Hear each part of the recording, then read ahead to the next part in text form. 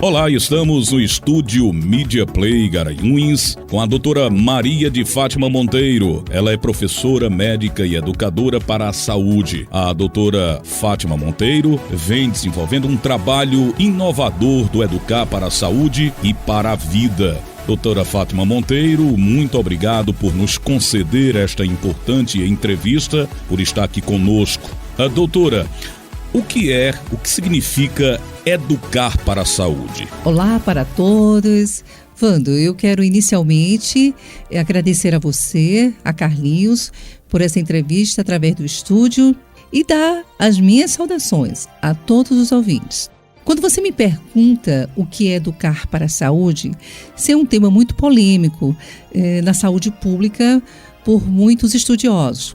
Alguns colocam assim, educar em saúde, outros dizem educar para a saúde, outros dizem educar na saúde. A partir dos momentos históricos em que a saúde ela foi inserida, a partir das políticas de saúde, a partir da formação e da gestão dessas pessoas, houve conteúdos de aplicabilidade das ações em educação de uma forma bem diferenciada. Quando eu coloco educar para a saúde, não é educar para a saúde no sentido verticalizado das ações, onde se planejava a nível central e depois se transmitia os conhecimentos de uma forma bancária, como já dizia Paulo Freire.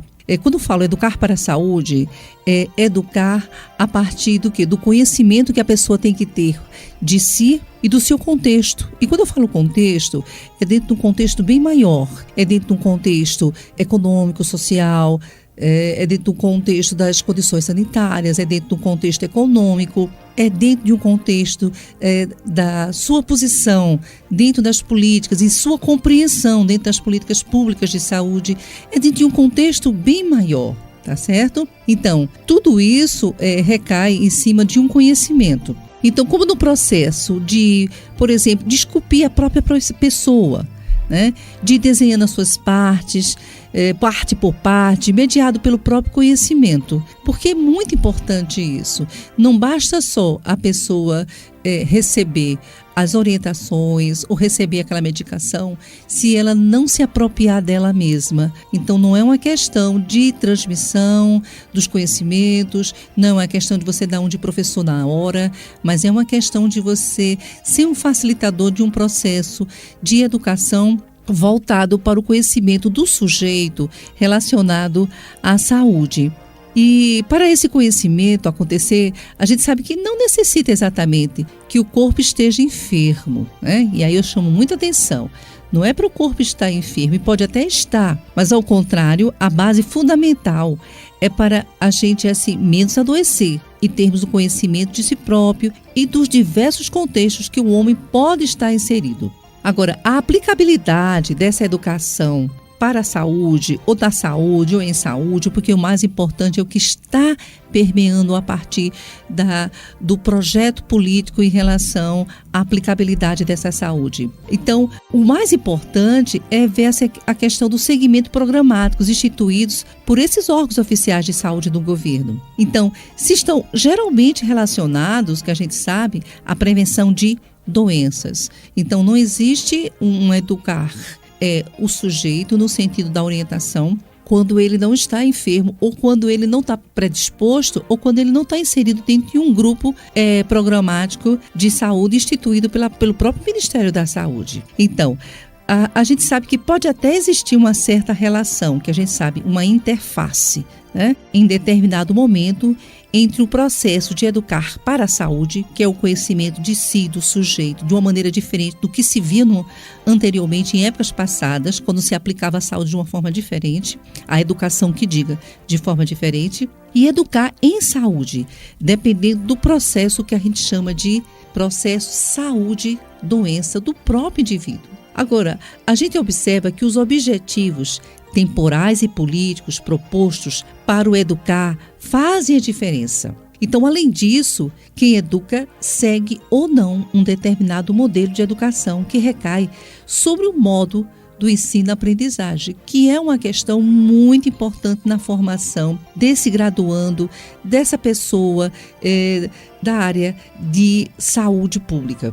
E podemos até perguntar sobre conhecimentos prévios obtivemos, por exemplo, enquanto formadores. Por exemplo, muitas vezes o profissional de saúde ele está numa prescrição, numa orientação de uma certa conduta, e a gente, às vezes, ele tem uma formação que é uma formação muito que a gente chama muito técnica, ou seja, uma formação tecnicista, ou seja, eu escuto a história, eu vou observando os dados, sinais e sintomas e já entro na questão do diagnóstico e prescrevo a medicação, ou prescrevo uma fisioterapia, um tratamento paramédico para poder aquele paciente sair a contente. Então, como os professores, eu fico pensando, sabe, a partir do projeto político-pedagógico, tanto do ensino básico quanto de graduação em saúde, estão deslumbrando, por exemplo, a formação do educar para a saúde e para a vida.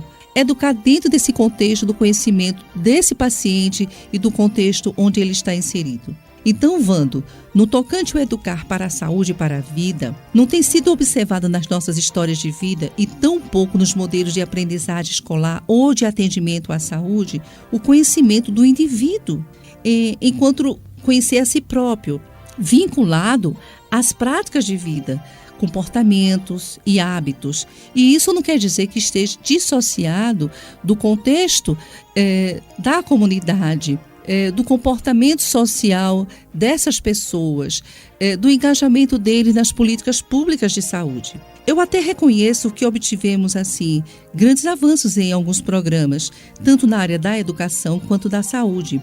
Inclusive, alguns até permeando ou interligando um do outro. E aí a gente sabe que vai ocorrer o quê?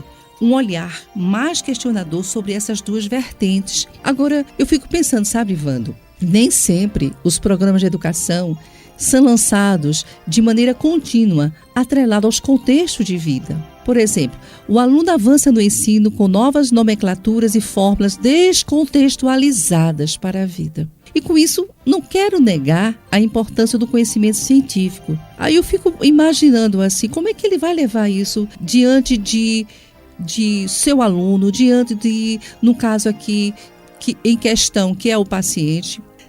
Já o paciente, por exemplo, ele busca a sua saúde diante de um novo sistema, ou de um novo sintoma, ou de um novo sinal, ainda por conta de uma doença, geralmente pré-estabelecida, ou ainda para prevenção específica, que seria as vacinas, ou para tratamento de uma DST, por exemplo, de uma doença sexualmente transmissível. Também é de conhecimento que as crianças são acompanhadas para o crescimento e desenvolvimento, e aí vem um trabalho de suma importância que é desenvolvido nas unidades básicas de saúde, né? Tem a questão da amamentação, que nós somos pioneiros nisso. Então, é incrível esses programas quando são trabalhados de uma forma mais educativa, voltada para a qualidade de vida, né? Com aquela consciência do contexto daquele paciente inserido na comunidade, mas ele se fazendo apropriar dele mesmo. Agora, a gente percebe, no entanto, que a maioria das outras orientações estão assim, muito interligadas às doenças, porque é o dia a dia do atendimento. Porque a nossa sociedade, ela convive e se adaptou com assistência à doença. E a gente tem ainda, mesmo que o projeto político-pedagógico de vários cursos de graduação na área da saúde tenha mudado o foco e tenha privilegiado a questão da atenção primária à saúde, mas ainda tem usado, né, do ponto de vista do conhecer, de trabalhar a educação, né, permeando na saúde de uma forma assim, muito ainda assim, o que eu posso dizer, muito superficial. É trabalhado muito em forma de palestras, de módulos assim, sazonais, mensais. Então, por exemplo, se estamos atualmente no mês de setembro, aí se trabalha a violência, outubro, a saúde da mulher, novembro, a saúde do homem, dezembro, as DSTs com foco na questão da AIDS. Então eu questiono isso, porque a saúde, ela deve ser um trabalho contínuo, de formação contínua com os profissionais e também de forma contínua, né, a partir dessas orientações do conhecimento que tem que ter de si, da sua própria comunidade onde ele está presente, com o paciente, tá certo? Então, a gente percebe que quase ninguém procura a unidade básica de saúde para tomar conhecimento, por exemplo, sobre o seu corpo. sobre a sua questão da sua mente, porque a formação é de assistência quando se está doente. Então, as unidades básicas poderiam ser o que a gente chama de unidade, pelo menos que eu, defendo, unidades fundamentais para o processo de educação, de conhecimento na saúde. E finalizando a sua primeira pergunta, educar para a saúde, ou educar na saúde, ou educar em saúde, é um processo, deveria ser um processo de conhecimento contínuo, onde se insere todas as pessoas, independente de classe social, econômica, profissional ou de escolaridade. E acompanhar esse processo de desenvolvimento dessas pessoas inseridas nos movimentos populares de saúde. E ver como é que ele está se inserindo enquanto cidadão. Porque a saúde, a gente sabe que é muito mais do que isso. Doutor, agora queremos entender melhor o que é estar com saúde para a vida e o que é estar doente para a vida. Vando, essa pergunta, ela é muitíssimo interessante, né? Porque muitas vezes alguém pode estar até doente e não observar que está doente, né? Porque a questão da doença, a gente se preocupa muito e nós nos preocupamos, né? E é verdade, com os sinais e sintomas. Mas muitas vezes você pode estar dentro de um quadro em processo infeccioso, por exemplo, e não ser debelado ainda os primeiros sinais e sintomas. E você está bem, você está desenvolvendo suas atividades normais. Então, é a partir daí também que a gente tem que entender que é um conceito muito amplo de saúde para você entender um processo de você adoecer. Então, para entender doença, é necessário que a gente entenda primeiro o que seria saúde. Então, a Organização Mundial de Saúde, ela preconiza que a saúde não é simplesmente ausência de doença, tá? Então, significa o bem-estar físico, mental, social. Mas a gente tem que entender o que está por trás, o que envolve o bem-estar físico, mental e social. E aí a gente sabe, através da Carta Magna, com relação à nossa saúde, o marco, né, que em 1986, com relação à Conferência Nacional de Saúde, onde ficou instituída essa questão que saúde, pelo menos aqui para nós no Brasil, né, e também para o mundo, é necessário entender que saúde é educação, e dentro da educação a gente tem que diminuir o número de analfabetos, que é necessária essa compreensão que ele vai ter sobre o mundo e sobre ele mesmo, tá? É necessária a habitação, porque a gente sabe que tem muitas habitações que elas desencadeiam, elas têm fatores que predispõem a pessoa a adoecer, tá certo? Porque pode servir, inclusive, de abrigo para determinados insetos, como acontece com o barbeiro, tá?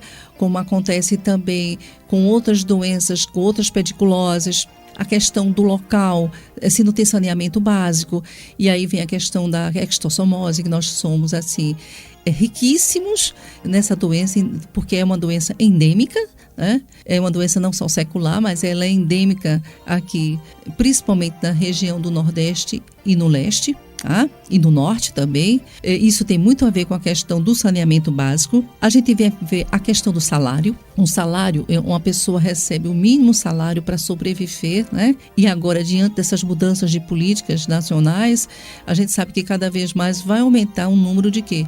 De doenças em relação a aquilo que poderia estar à disposição, que seriam os alimentos, e os alimentos escolhidos, né, dentro de uma seriedade, dentro de um conhecimento, para que você não entre no processo de defesa imunológica baixa por conta desses alimentos que não são absorvidos, ou porque você dispõe de outros que não são salutares para a própria pessoa, tá?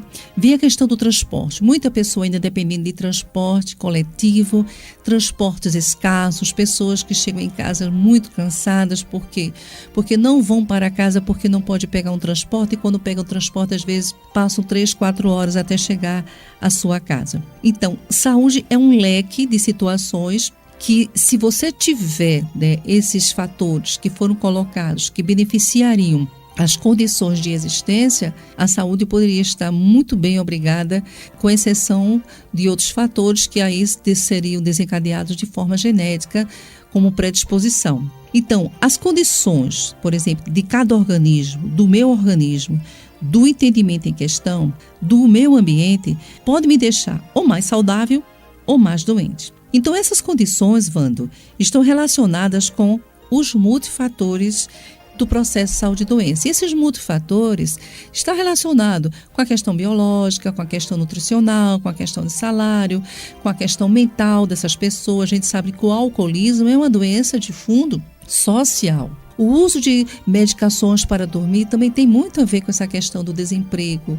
com essa questão da falta de alimentos em sua casa, porque o salário é pequeno. Então, daí a gente já parte, né, do princípio que para adoecer ocorre o quê? Vai ocorrer um processo. Então, por exemplo, eu posso estar organicamente bem, porém o fator ambiental está com poeira, está com ácaro, está com fumaça. O local em que eu trabalho é um local que predispõe a eu adoecer. Então, essa pessoa vai começar a sentir sintomas. E aí começa, né, o corpo que antes estava, pelo menos aparentemente, sadio, vai entrar num processo, o que a gente chama de doença. Então, esses ambientes, assim, a gente chama que tem fatores que são fatores que a gente chama pré-patogênicos, ou seja, que poderão ou não desencadear a doença. Então, nós temos fatores pré-patogênicos, uma água quando não é tratada, tá? E aí a gente sabe que alguém poderá se adoecer ou não com aquela água. Então, o ambiente pode ter esses fatores. Então, se você me perguntar, a todo momento, nós estaremos predispostos a adoecer. Isso vai depender do meu fator imunológico, das minhas condições hereditárias, tá certo? Vai depender da minha idade, da minha nutrição, vai depender das condições ambientais, vai depender do meu salário, vai depender de uma gama de situações. Então, é difícil alguém não estar doente ou estar sadio e estar ao mesmo tempo diante dos fatores pré-patogênicos.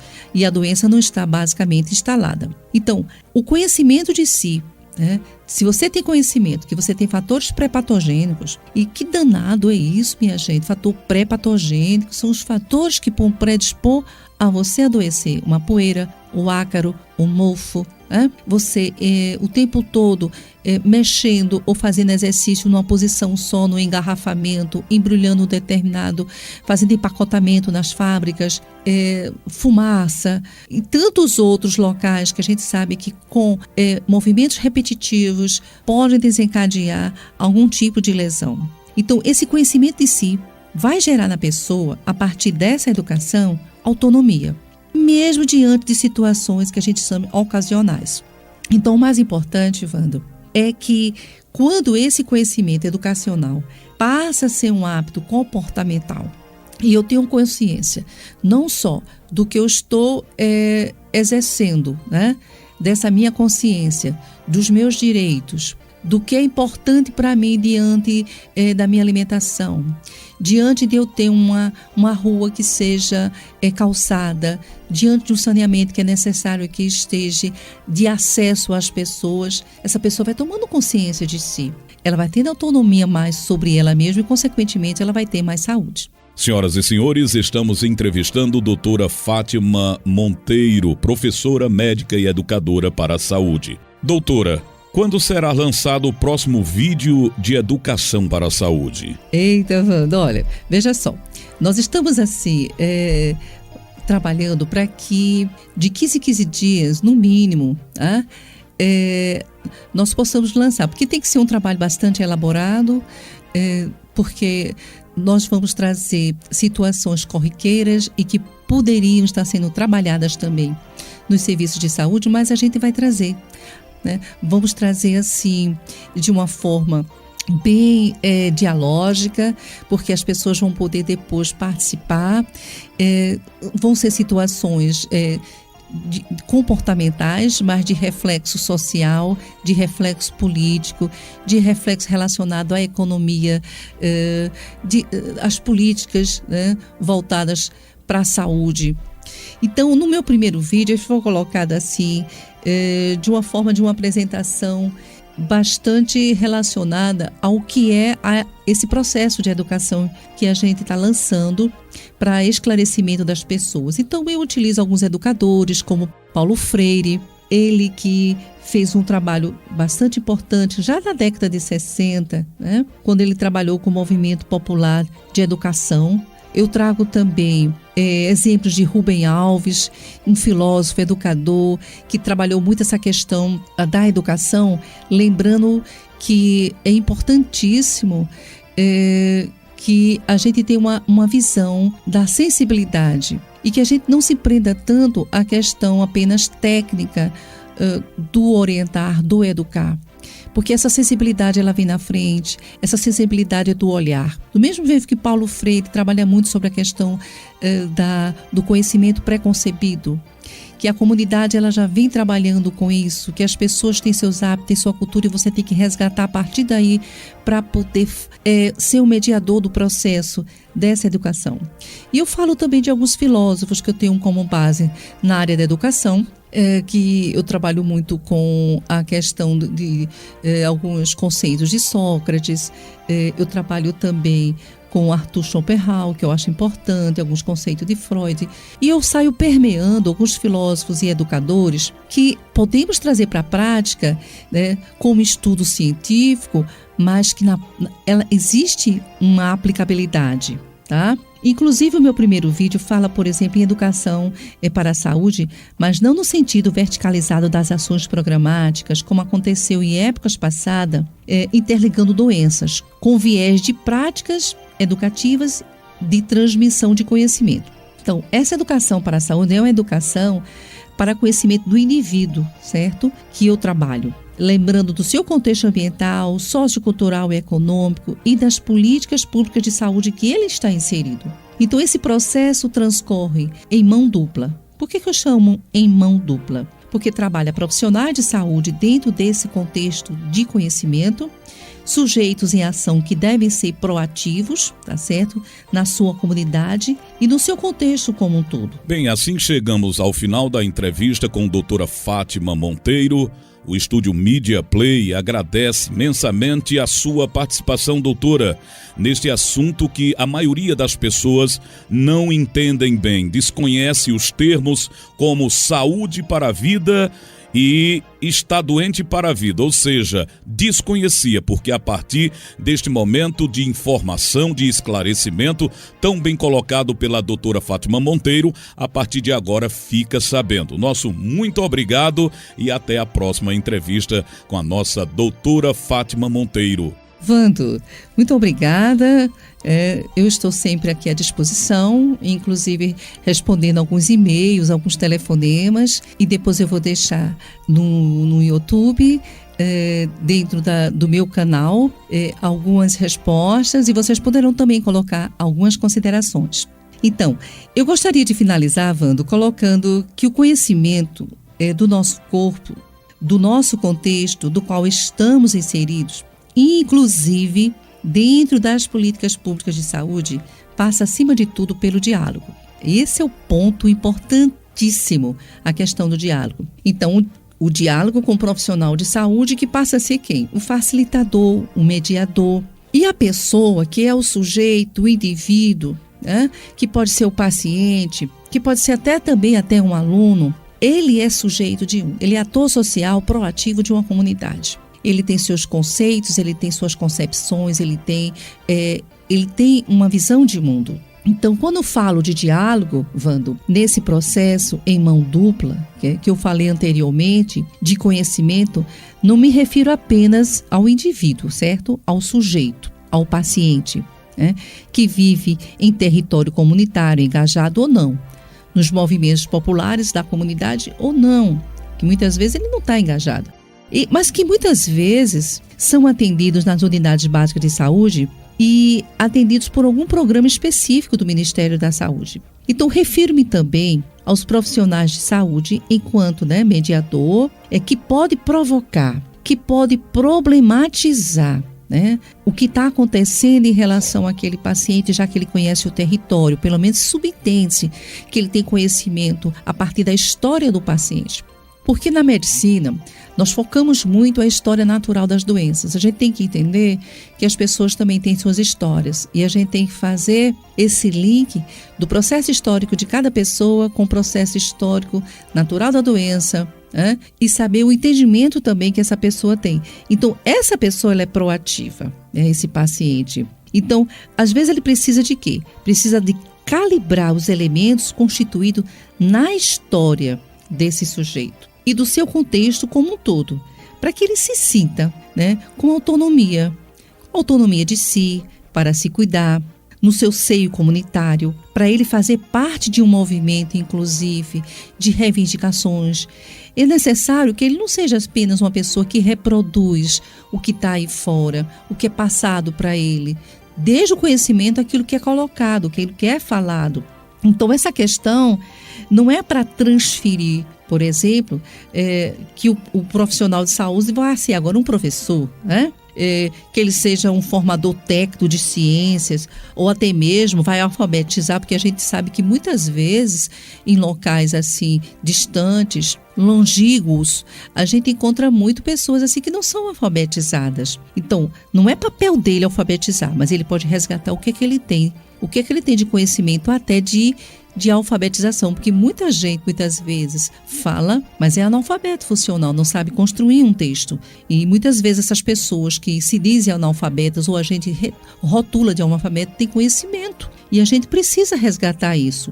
Então, não é para você alfabetizar a partir das prescrições e de tratamentos, mas que ele também seja constituído na sua formação de perspectivas dialógicas de educação voltados para o conhecimento entre ele, né, entre o sujeito que ele vai dialogar posteriormente e o próprio contexto comunitário do qual ele vive e participa.